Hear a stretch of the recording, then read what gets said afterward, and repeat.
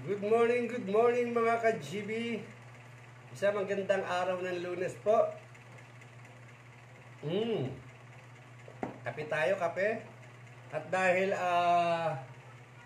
malakas ang ulan sa labas, hindi tayo makalabas. So, gawin na lamang po natin ang mga gawain na iwan sa atin dito sa loob ng bahay. So, meron po ako ditong t-shirt. Ito po ay natatakan ko na noong Sabado. No, natatakan ko na noong Sabado at marami na rin po nag-aantay sa ating mga kaibigan na nagtatanong nasa na raw po yung kanilang mga t-shirt. So ito na po. Tapos na, natatakan na po natin. At ipapamahagi na lamang po natin ito. So yan. Ito nga po palang t-shirt na to ay binigay lamang po ng isa sa aking mga kaibigan o kapitbahay. So yan, ito po ang t-shirt. Ayan. So nagbigay siya sa akin, nag-donate siya sa akin ng 30 pieces na white t-shirt. So sabi niya, Gilbert, sige, dahil gusto ko ang iyong advokasya, gusto ko ang iyong plataforma, gusto ko ang iyong pangarap para sa ating barangay. So yan, susuporta ako sa iyo, suportahan kita. At ako na ang bahala, sabi niya. Ako na ang bahala sa aking mga kapitbahay. Ako na rin ang bahala sa mga kaibigan kong riders. So yan po. Ako na rin ang bahala sa mga kasamahan ko sa barangay para maibulong ko yung pangalan mo. Sabi niya ganun.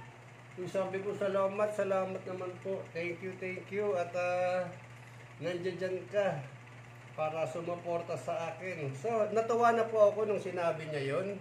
Pero hindi pa pala yon. Kasi sabi niya, yan, sige Gilbert, magdo-donate ako sa iyo ng t-shirt. At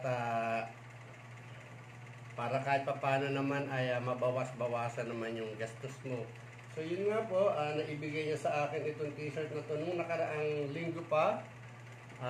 Ako naman po ay umorder na rin ng pintura dahil naubusan ako sa pintura. So yan, at nang dumating na nga po ang order kong pintura galing sa Shopee. Hello Shopee, backhand naman.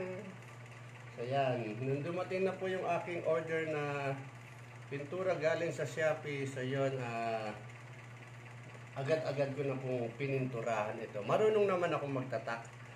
Hindi nga lang ako marunong gumawa ng silk screen.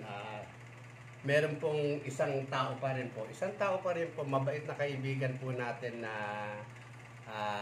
magaling siyang gumawa ng mga yan, ng silk screen, magaling siya mag-drawing. So sabi niya sa akin, sige Gilbert, gagawan kita ng akin na yung logo mo, akin na yung pangalan mo, design mo. Ako na ang bahalang gumawa. So yun, nagawa niya nga po yun at binigay niya sa akin. Kaya kasalukuyan naman po nagagamit ko. So yan, 30 pieces po ito. Ibibigay ko po ito sa isang organization. So, bahala na po sila. Sana nga po ay gamitin nila ang t-shirt na to at huwag nilang itago sa baon. Kasi sayang naman po yung yung ginastos dito. Sayang naman po yung perang ibinili ng kaibigan natin tapos matatago lang sa baon. So yan. So abangan po ninyo.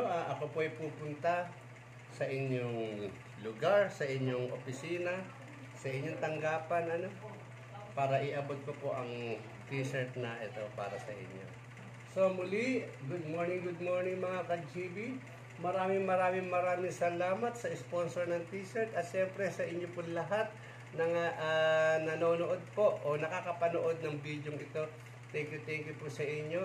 Tulungan nyo na lamang po ako na ipanalangin na sana naman po ay magtagumpay po tayo sa aking hangarin. Isa lang naman po yung aking advokasya, yung aking adhikain, maglingkod. Yun lang naman po, and maraming salamat. Good morning.